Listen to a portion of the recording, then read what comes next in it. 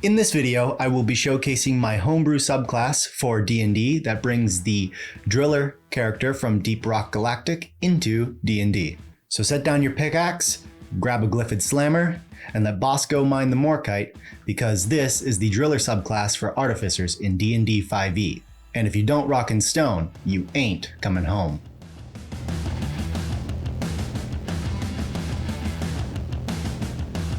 So I'm going to assume you all know how to play Artificers already, and first just get straight into the subclass. So first up, we have the description of the subclass.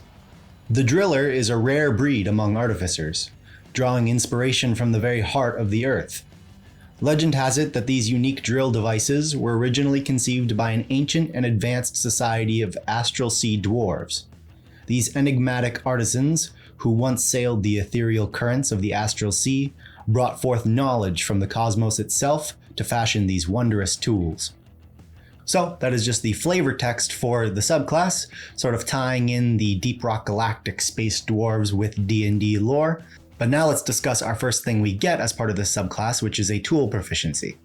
At 3rd level, you gain proficiency with Tinker's tools. If you already have this proficiency, you gain proficiency with one other type of artisan's tools of your choice. So, like any other subclass as part of Artificer, we get a proficiency with a tool. So you can either go Tinker's tools here, or you can just pick your favorite. So moving on to the spells that you get as part of the Driller subclass. Like other Artificer subclasses, you get 2 spells in different level increments, and these spells are not from the Artificer's spell list. And so let's go over the spells.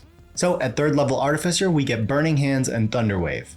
Now Burning Hands specifically was chosen here because in Deep Rock Galactic, the Driller has a flamethrower, so I figured picking Burning Hands here would be a good way to give you that flamethrower feel right away as you start Artificer. At 5th level Artificer, we get Scorching Ray and Acid Arrow.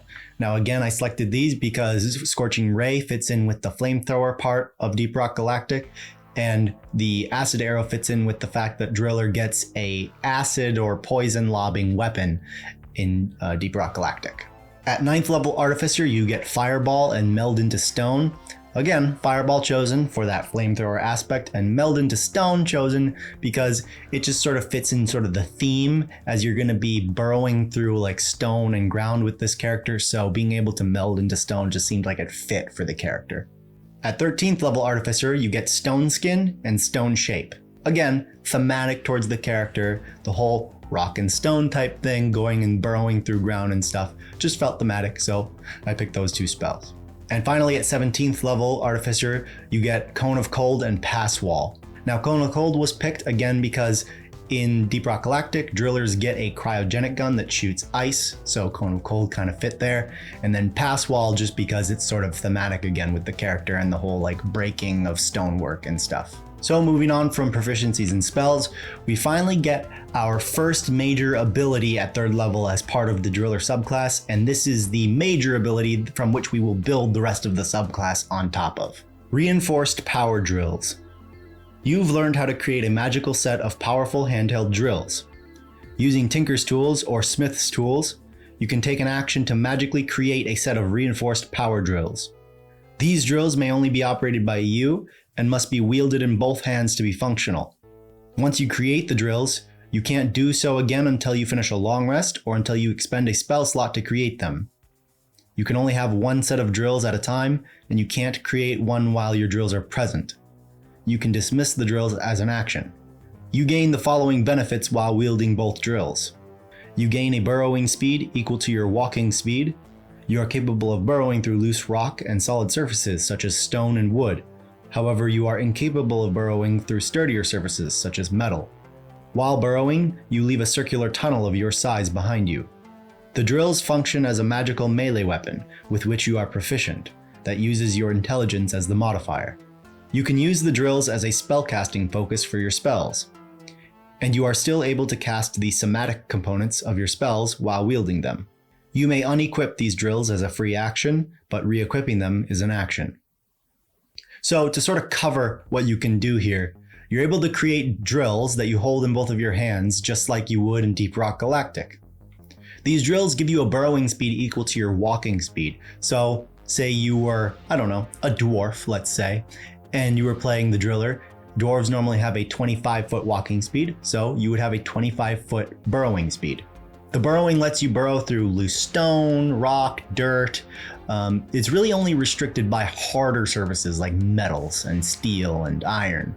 You leave a tunnel behind you while burrowing, so this can be used by your allies as well to follow you if you want to create a path through somewhere, or for your enemies to follow you if you go underground. The drills are a spellcasting focus for you, so you can still cast spells while you have them equipped, and you can still cast the somatic components because your hands are still full by these drills, but as part of the subclass, I wanted you to be able to still cast your spells normally, so you can still do somatic components with these drills in your hands. And then the final part of this is that you can use them as a magical melee weapon. So let's actually look at the final part of this ability that actually shows you what the stats are for these magical melee weapons that are these drills that you summon. Reinforced power drills deal 2d8 piercing damage, weigh 20 pounds, and have the two-handed and heavy property. So these drills are naturally fairly strong as far as starting weapons go. They have a 2d8 damage, which means that they are on the higher end, higher than something like a greatsword, and they are considered magical, so that'll future-proof these at higher levels of play. Note that they are also heavy. They are considered heavy, so they interact with feats that would, benefit heavy weapons. So this first ability, these drills, are the starting point of where the subclass really takes shape and really becomes the driller from Deep Rock Galactic.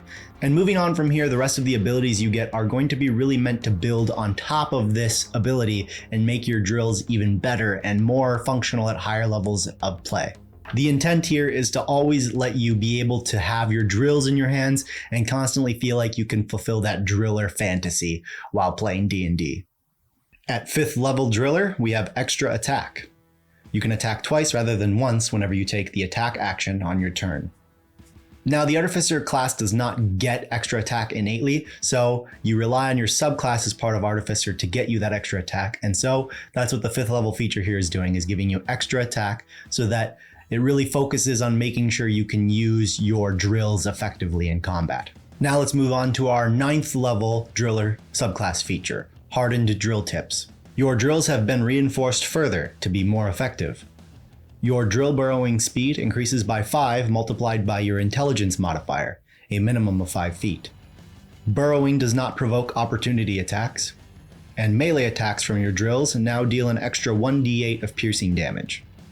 So going point by point here, the increase to your burrow speed is 5 multiplied by your intelligence modifier, which is also your spellcasting modifier for Artificer, and is also the modifier you use to attack with your drills. So again, going off the same example, if you were a dwarf and had a 25-foot move speed, you have a 25-foot burrow speed, but now let's say you had a +3 intelligence, that would be a 15 extra. So you would have a 40-foot move speed when burrowing. And moving from there, burrowing doesn't provoke opportunity attacks. So if you're next to an enemy and you want to burrow away, you can do that and you don't have to disengage or anything like that. You can just do it and they can't react to you doing it. And finally, your melee attacks deal an extra 1d8 of piercing damage.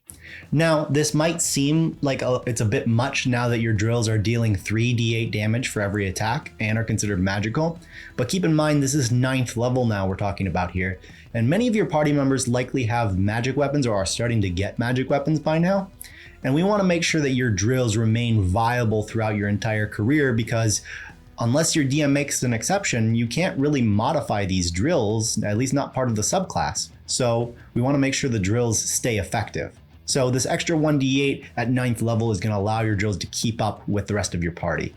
Now moving on, let's talk about the final ability as part of this subclass that you get at 15th level, and that is Carbide Drill Tips.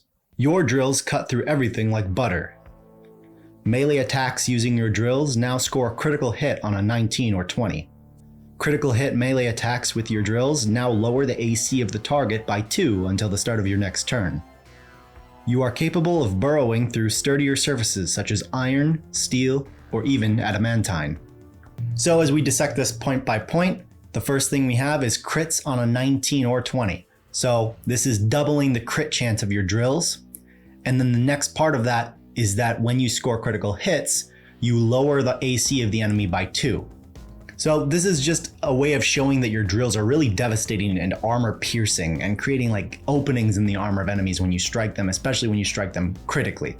Now keep in mind you have multiple attacks at this point, so you could potentially, and maybe even with haste or some other buff that gives you a third attack, you could lower the armor class of an enemy quite substantially, because all of these crits that you get on a single turn could lower the enemy armor class. Now, you might not get more than one crit on a turn, but there are some ways in D&D to increase that chance, other than just this feature from the subclass. So keep in mind that any way you can get crits here will allow every time you get a crit to lower the enemy armor class by 2 until the start of your next turn. So there are some potential built-in possibilities there to make that even stronger. But innately you'll be able to lower their armor class now when you score a critical hit. And then finally, as part of that, you're capable of burrowing through the harder surfaces now. So steel, iron, and even adamantine, as the ability says. And this essentially makes you able to burrow through basically any surface in the game, at least any mundane surface in the game. Now, of course, I did not write in that you can burrow through anything in this feature, mainly because the DM should be able to have that tool still in their disposal to stop you from burrowing through something, So be prepared for the DM to throw something at you like the steel is reinforced by magic and you aren't able to burrow through it, right? But in general, this description is clear enough so your DM understands that basically any mundane surface available, you can probably burrow through it. So that is the Driller from Deep Rock Galactic as a subclass for artificers in D&D 5th edition. Let me know what you guys thought of this in the comments, and check the video description for a link to D&D Beyond where you can check out this subclass. So with all that being said, I'll see you guys on Hoxus.